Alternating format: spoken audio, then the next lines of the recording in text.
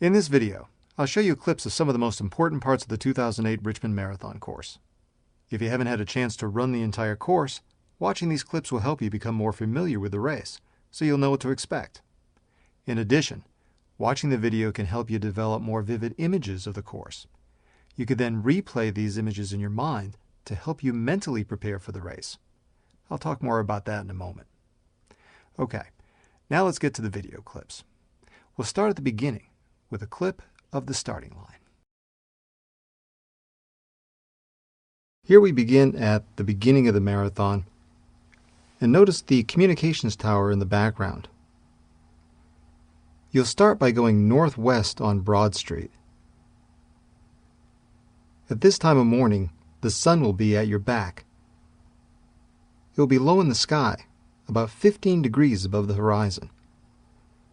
The course here is flat for the first 2.4 miles as you go toward that communication tower. Starting at the green square on the map at mile 6.3, the next section travels 1.5 miles downhill from River Road to the red square at the Huguenot Bridge. This section begins just after the light at 3 Chopped Road. You're traveling west about 1.5 miles downhill. The sun will be at your back and still low in the sky. Notice the wall here on the left-hand side and the white wall on the right-hand side. Right after this, you'll see that the road begins to open up in the distance. Right after this point, you're going to go down the steepest part of the course. It's about 1,100 feet and averages about a 6% grade.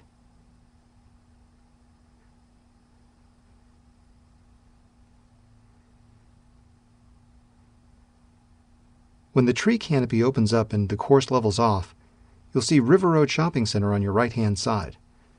Just beyond the left-hand curve on your left-hand side, there'll be a party zone, so it's going to get pretty loud there.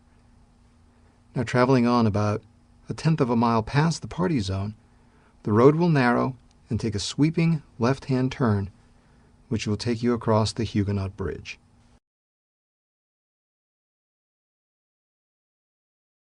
As you can see from the thin highlighted portion of the course profile, this next section goes uphill for about 1/3 of a mile, beginning at the Powhite Parkway.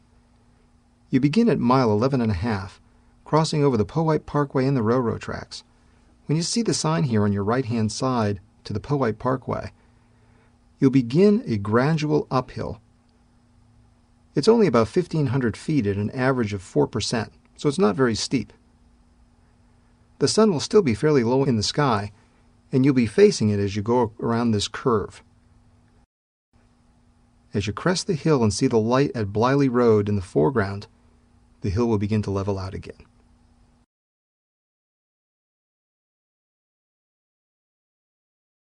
This section goes from mile 15.2 to 16.2, from Semmes Avenue taking a left onto the Lee Bridge.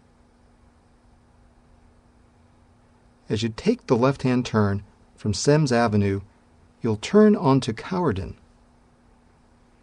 As you do this, you'll be going slightly downhill, and as you go around this corner, you'll begin to cross the Lee Bridge. It can be very windy here, so prepare for that. You'll be traveling north, so the sun will be at your back and a little bit to the right. You'll see downtown Richmond on your right-hand side. You'll actually be running on the left-hand side of the road here. You'll see some joints along the bridge, like right there, so be careful of those. Continuing on through the bridge now, you begin going uphill.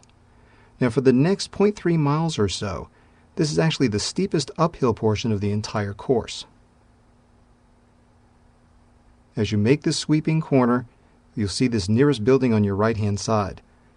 That's the Virginia War Memorial. From about this point on, you run another 1/3 of a mile to Main Street. This next section takes us from mile 19.3 to 20.1 along the boulevard over the I-94 and 64 overpass.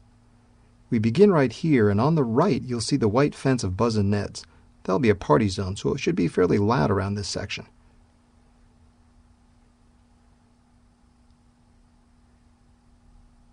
As you continue along the boulevard, you'll go slightly uphill just beyond this light at Lee Street.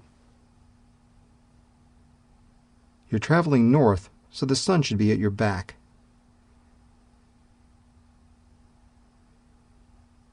This is only a very slight uphill as you cross the overpass.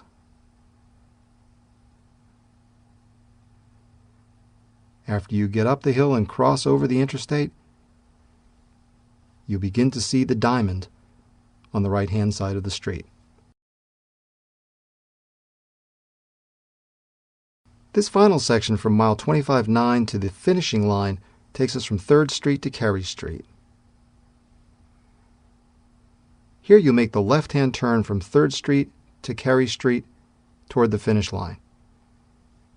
It starts very slightly downhill until you hit the light at 4th Street.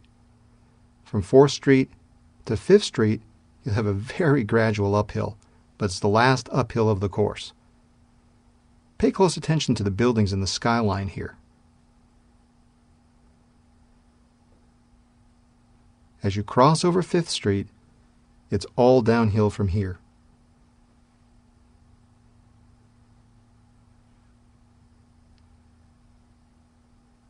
The sun will be at about a 45-degree angle to your right, and should be about 45 degrees up in the sky. This is an average of about a 3% gradient downhill to the finish line.